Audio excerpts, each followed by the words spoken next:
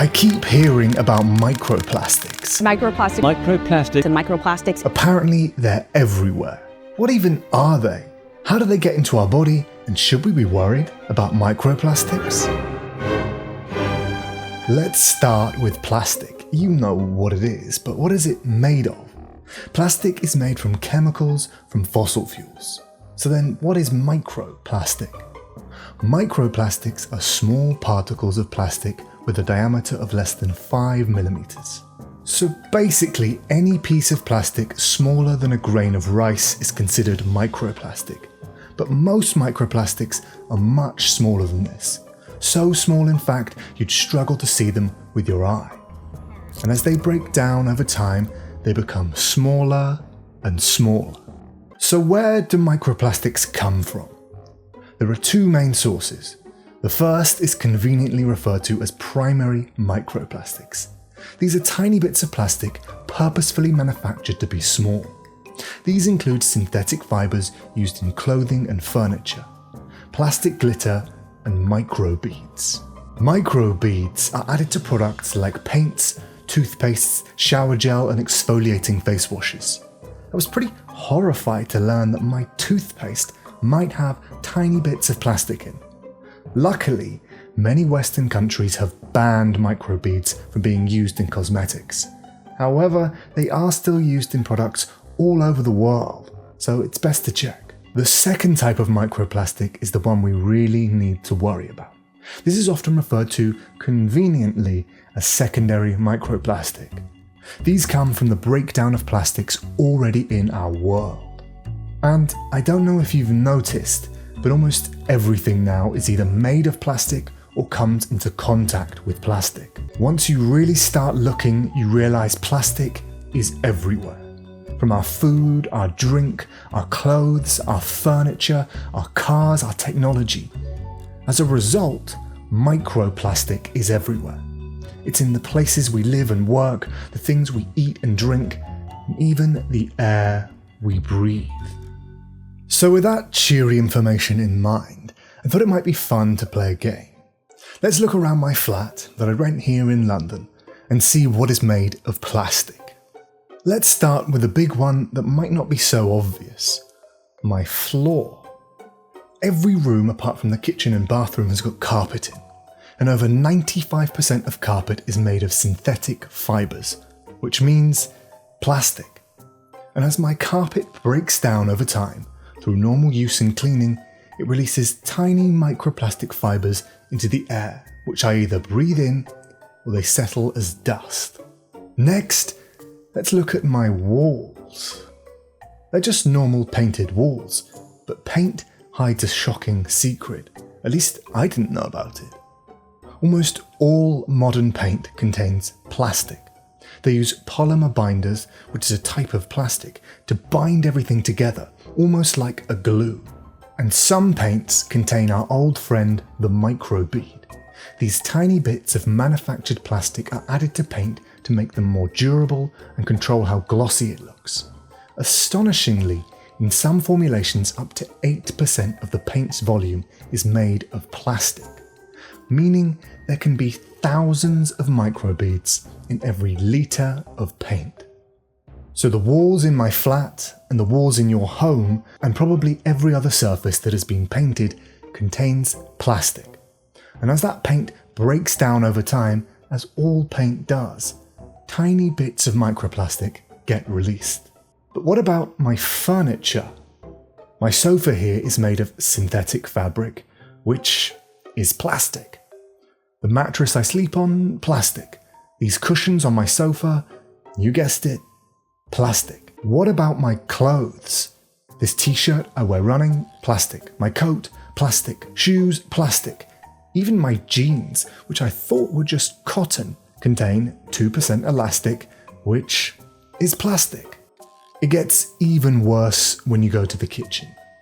So much of our food and drink comes packaged in plastic. We prepare our food with things made of plastic.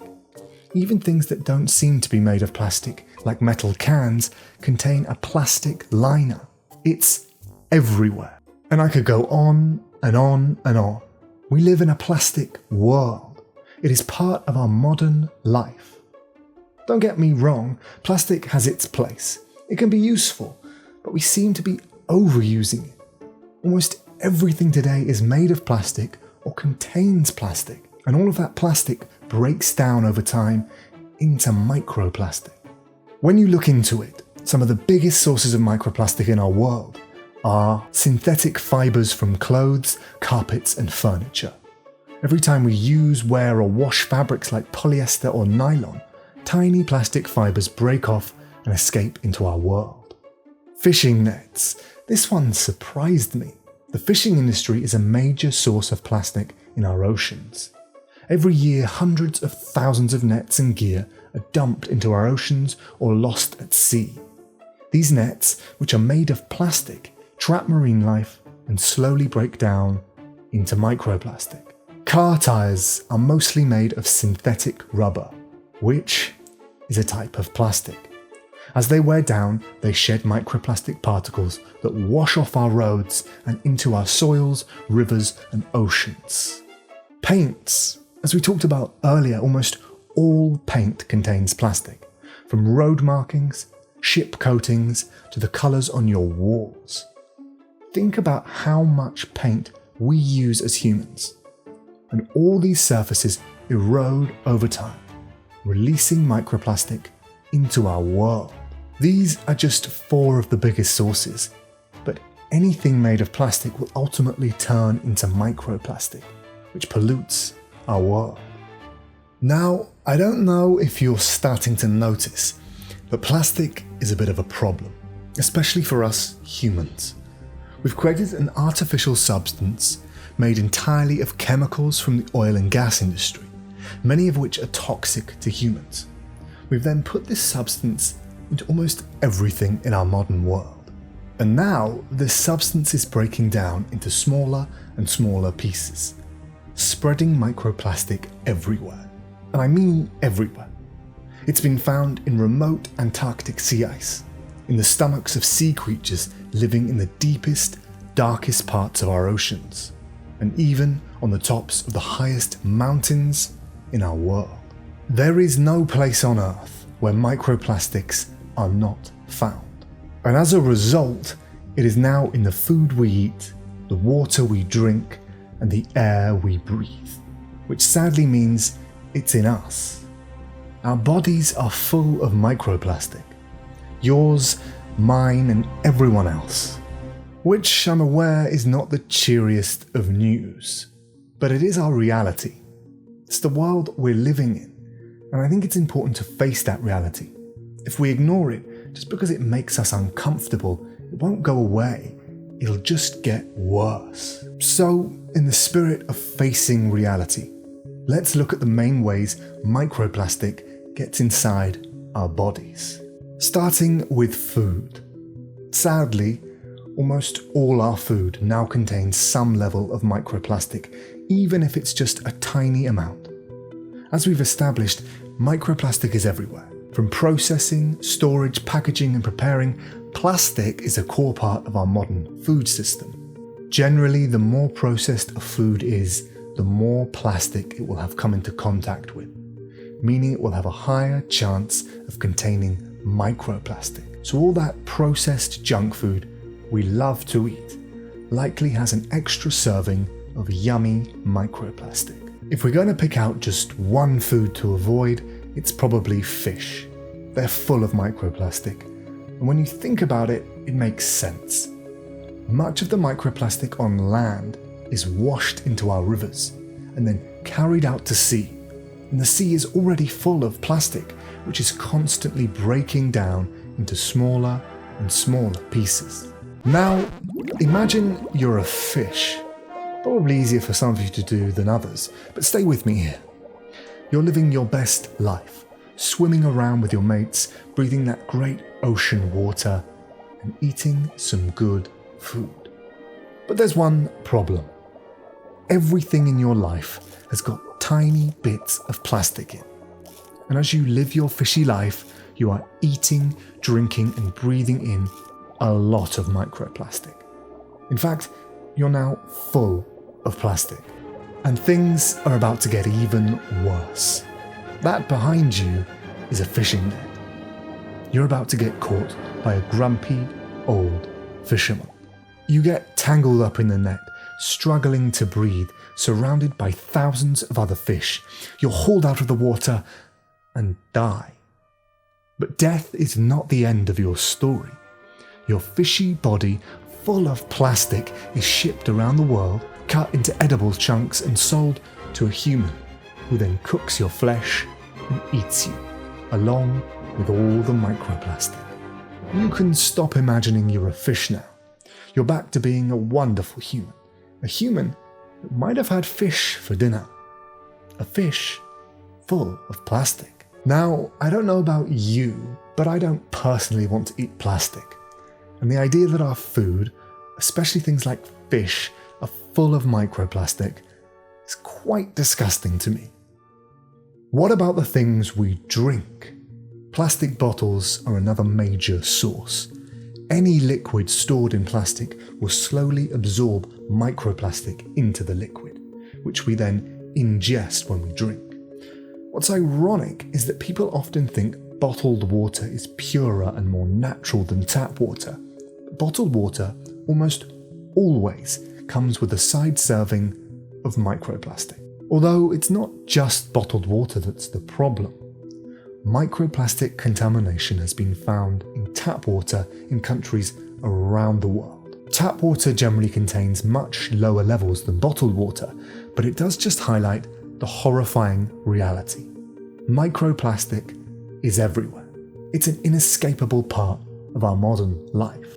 What about the air we breathe? For a long time, scientists believed food and drink were the main sources of microplastic entering our body. But now, a growing body of evidence is pointing towards the air we breathe as a major source. A recent study estimated that humans inhale as much as 68,000 tiny pieces of plastic each day. This is because we spend so much time indoors, stuck in poorly ventilated rooms full of things made of plastic. And those plastic things are slowly breaking down, releasing microplastics into the air we breathe. So in short, we are eating, drinking and breathing microplastic every day. I know this is all quite depressing, so before we move on to the even gloomier part about what happens to the microplastic once it's inside your body, let's quickly look at something a bit more positive. Could we replace plastic with something more sustainable? Maybe. We don't currently have a single material that can do everything plastic does. We could replace a large chunk of it, especially single-use and short-life plastics. We already have materials made from plants, algae and even bacteria that biodegrade safely in nature. Plastic does a lot of damage, but the problem is plastic is also cheap and easily available.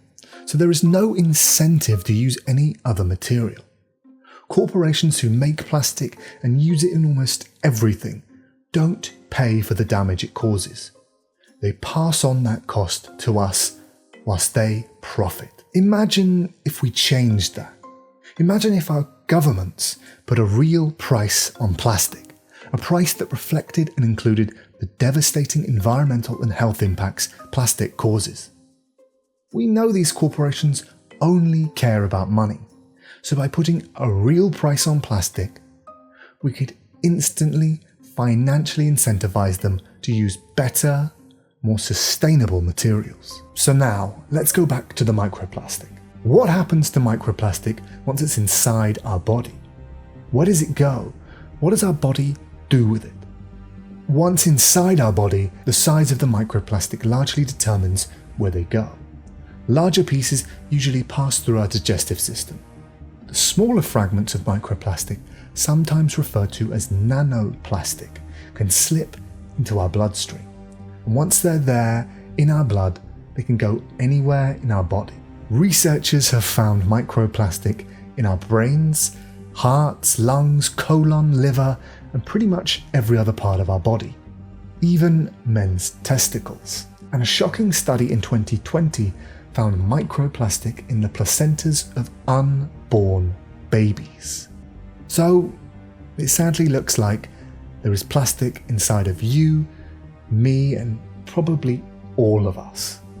Some people will have more or less than others, likely dependent on what they eat and drink, where they work and live. I think the next horrifying question to ask is, how does microplastic affect our health? It probably doesn't take a genius to realise being full of plastic is not good for us. But the truth is, we don't know for sure what the long-term impact on our health is. There just hasn't been enough research yet, although that is starting to change. More and more studies about microplastic are coming out every year, and the picture they're painting is not good. Current evidence suggests that microplastics affect our health in two ways. The first comes from the leaching of chemicals and additives. Plastics are filled with plasticizers, flame retardants, PFAs, heavy metals and other compounds. As plastics degrade, these substances can leach out, releasing toxic chemicals and known carcinogens that disrupt our hormonal balance, fertility and organ health. Exposure to these substances has been shown to increase the risk of everything, from infertility to fetal development and even cancer.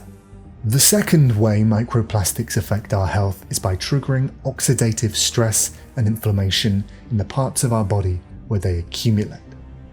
So the microplastic in my brain, or your heart, or your neighbour's testicles can damage these organs through chronic stress and inflammation. Think of it like getting a splinter stuck in your finger. One splinter is just an annoyance, but you can deal with it and let it heal. Now imagine getting a splinter in the same spot every single day for the rest of your life. Eventually your finger would stay red, swollen and sore, never getting a chance to heal. That's what's happening inside of us on a much smaller scale.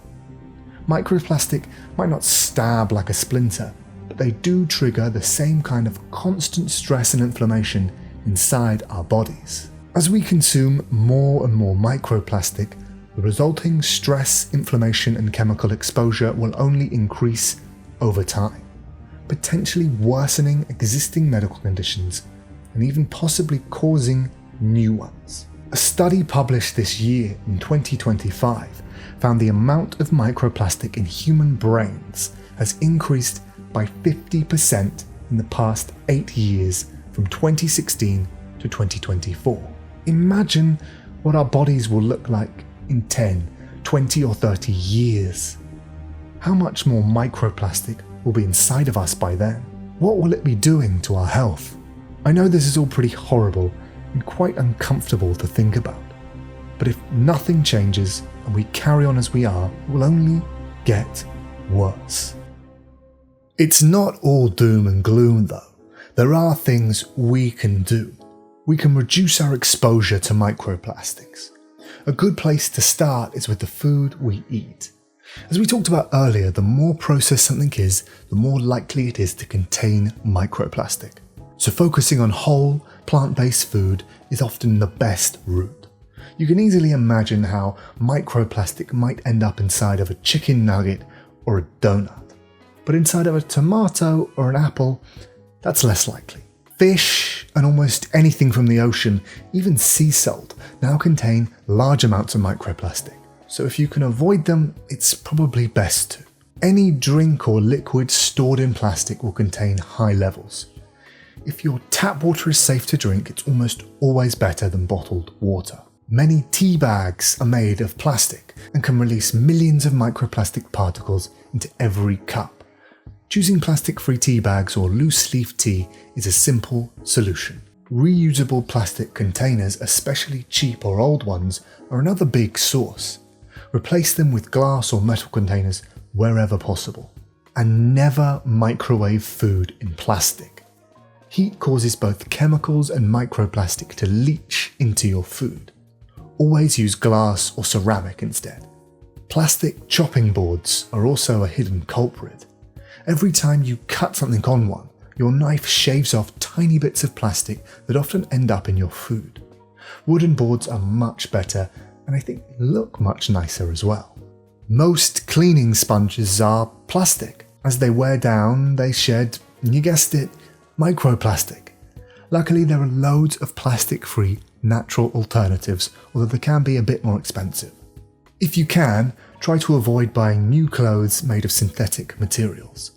Every time you wear and wash them, they shed microplastics. Look at the label of the clothes, and if they contain polyester, nylon, spandex, or acrylic, try to avoid them and look for something more natural. All of these changes can help, but they won't solve the problem. Microplastics are everywhere. They're built into the fabric of our modern society, and only systemic change will solve this problem, which is quite hard to do. But the good news is we already have many of the solutions.